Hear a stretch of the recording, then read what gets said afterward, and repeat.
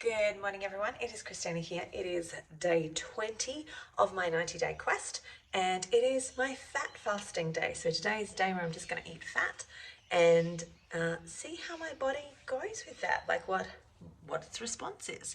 So I'm starting in the bathroom. We're showering, but I'm not going to show me showering, don't worry.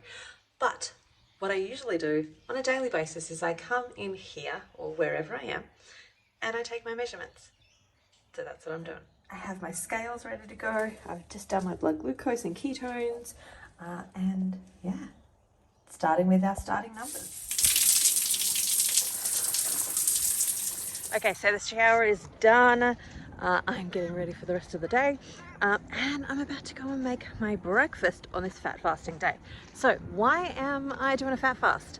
Well, if you've been following along here, you will know that I am carnivore and have been carnivore for about 10, nearly 11 months now.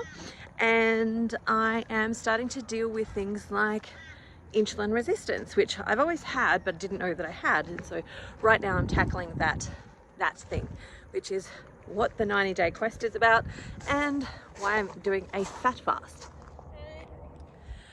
Okay, so fat fasting. I am having for breakfast, I'm going to have a fatty kind of latte, chai latte.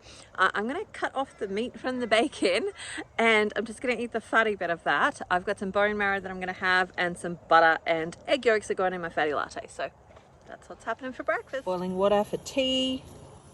My bones are here ready to go in the air fryer. I'm going to cut off some of the meat and just keep the fat bits and pop those in the air fryer until they're crispy.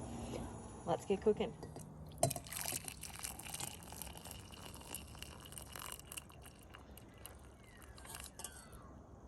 I want to brew that nice and strong so it's got lots of beautiful flavour in it.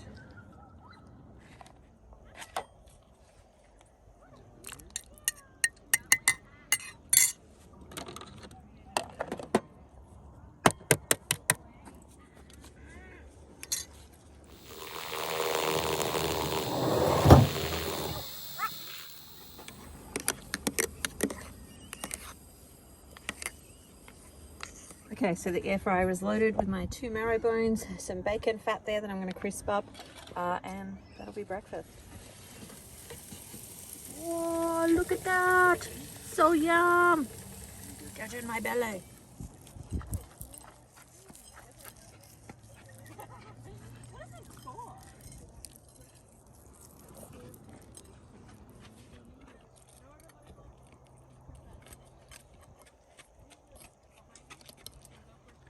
Yum.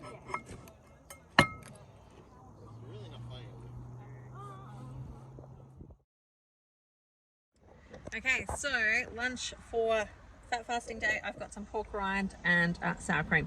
So I'm going to snack on that, and I do have a little bit of cheese that I'm going to have. I'm not going to have too much because there is a little bit of protein in that as well. But I'm going to have a little bit of brie cheese. My dog's sitting here. She's like trying to eat my food. So that's what I'm having for lunch. For dinner, I have some pork belly. I'm going to get the fattiest bits of that pork belly. And I think that will be it. But I'll update you and let you know how I go. Okay, time for dinner. Ooh, yum. So I'm having pork belly. I'm taking the fatty end, and my son will probably have some of the bit at the other end because I'm all about the fat today. So there we go. That's what's for dinner. So there we go. Dinner on my fat fasting day is pork belly. You can see most of this is actually fat. There's a little bit of meat there, but actually most of it's like quite fatty. And I've got some sour cream to go with that. So fat fasting day and dinner is done. So I'm about to go eat dinner. I will tell you what my scores are like tomorrow because that's the whole point of this. The whole point is to check the GKI and see what's actually happening with blood glucose ketones and see how my body is responding to some of these challenges that I'm throwing its way. So I'll let you know tomorrow how I went. Hey guys, I hope you're having the most amazing day ever. It's the day after my fat fast now. So if you are watching this for the first time, if you've not watched any of my videos previous to this, the reason that I'm doing a fat fast and the reason that I'm doing the 90-day quest is essentially to figure out what actually works well for my body. Now, I'm leading a whole group of about 25 participants through this process as well, where we are challenging our metabolic system to actually figure out what works well for us, what works best for us, what works well for us. And so from that perspective, we then want to be able to figure out how to move out of things like insulin resistance and actually how to create the results that we're actually wanting to get. So if you're new to my story, I've lost 40 kilos so far, about 88 pounds. And I've reversed diabetes. So I would now be considered non-diabetic. I would maybe be considered pre-diabetic, but not diabetic. And so I've resolved that, but I have gotten to the point where I'm still staying in that pre-diabetic space and I couldn't get any lower. And so that's when I started to do some more investigation and started to look at things like insulin resistance and how does that actually prevent you from lowering your blood glucose levels. And so that is what this whole process is about, is like lowering those blood glucose levels, getting the ketones up, because we need to reduce the insulin. And so that's what the fat fast is about. The fat fast is about figuring out what are the things, or the 90-day quest, what are the things that are going to help my body turn that insulin tap off so that my blood glucose can come down, my ketones can come up, and I can get into that space of autophagy, and I can get into that space of continuing to lose weight and improve my health. And so that's what the quest is about. So far I've done a beef, bacon, butter and eggs week. That was quite good. My body actually responded fairly well to that. And of course I record everything in my nice little book here. I'm about to switch over to a new book, but for now, everything is still in here. And in this process, I'm tracking my GKI scores. So I'm looking at what is my GKI scores, what's my blood glucose, what are my ketones, and what's my GKI score, and how is that moving and tracking and so on. So generally speaking, my GKI scores are not super fun. Like my ketones are generally sitting around a 0.2. So my GKI score generally is somewhere between a 34, 36, 32, 31 sort of range level. Now, when I did the beef and butter challenge, my GKI came down to a 17.6. When I have done the, so last night I did my GKI score and that came down to a 16.3 with the fat challenge. So my ketones went up to 0.3. Beef and butter, I think, just having a bit of a look. Nope, it didn't. Beef and butter was 0.2. I thought I had a 0.4 in there once. Oh, I did get a 0.3 in there once. Prior in this 90-day periods. I've had a couple of days where it's been better, and that's when I've done things like the sardine fast. And I have to tell you, secretly, probably some of this is so that I don't have to keep doing sardine fasts to get my ketones up, or maybe so that I've got a few more options. That's the key, is that I want a few more options. So looking at what is actually going to give me the most movement, the most traction, and actually help me shift that GKI score and those ketones and get them off the floor. So last night my ketones went up to a 0.3 2 hours after eating. My blood glucose was a 4.9, so that gave me a 6.3 as my GKI score. So that was, for me, pretty good reading. I'm really happy with that. 2 hours after a meal, a 4.9 is actually a good blood glucose reading. This morning, however, my blood glucose went up, which meant that overnight my liver released some glycogen.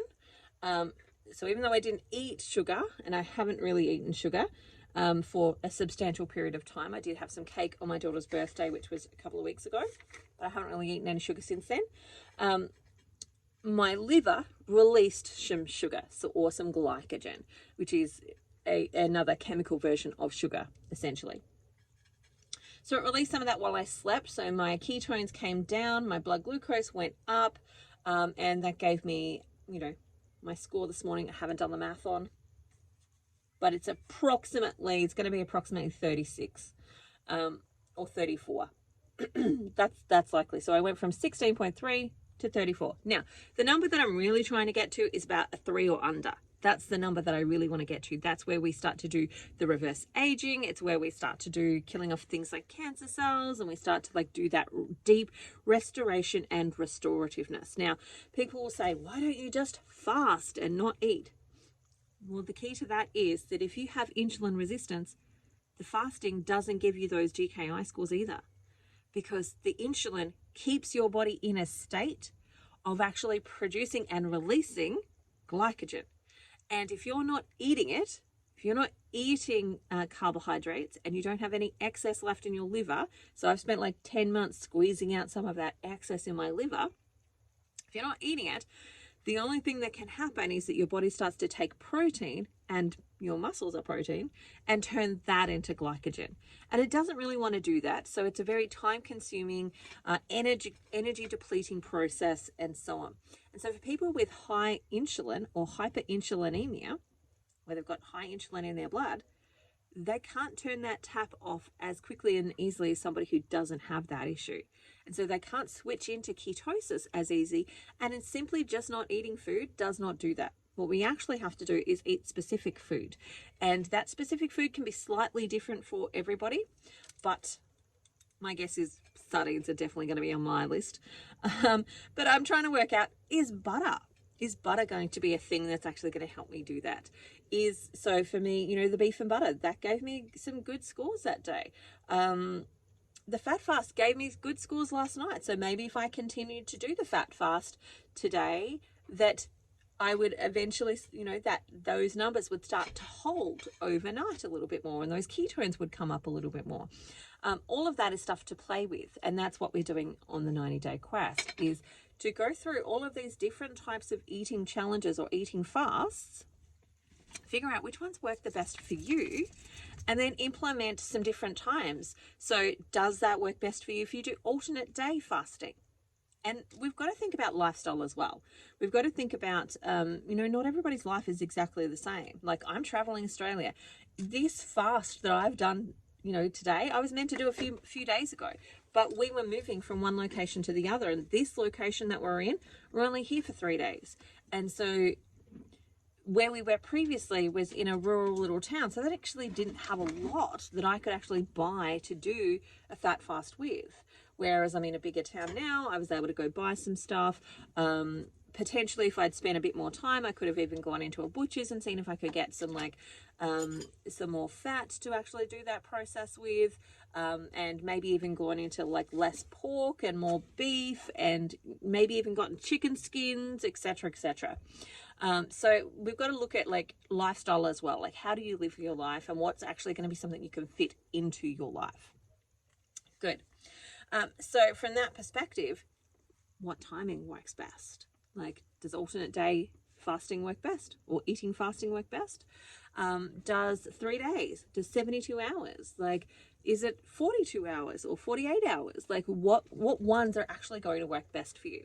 So the one that I'm doing this week, so I'm a couple of days behind, because every Friday we switch over to the next week. What are we meant to be doing? This one, the next one coming up is a butter fast. So that's going to be interesting to actually see how I go, just eating butter for the day. But I'm keen to kind of try it out and see it. I'm just going to buy myself a block or two of butter and give it a go. I might actually make some butter bites, or browned butter, and put some salt on top of that and see how that goes. But we will see. That is the next one for me to do. But on a positive note, I lost 200 grams last night as well. I haven't done my weights yet, like my measurements. I will likely do those probably on the 17th, because my daughter's birthday is on the 18th, so I'm probably not going to be doing it then, and I will reach my 11 months on the 19th. So I will, just before my 11-month mark, I will redo my measurements to see if I have lost from a measurement perspective as well as scales perspective.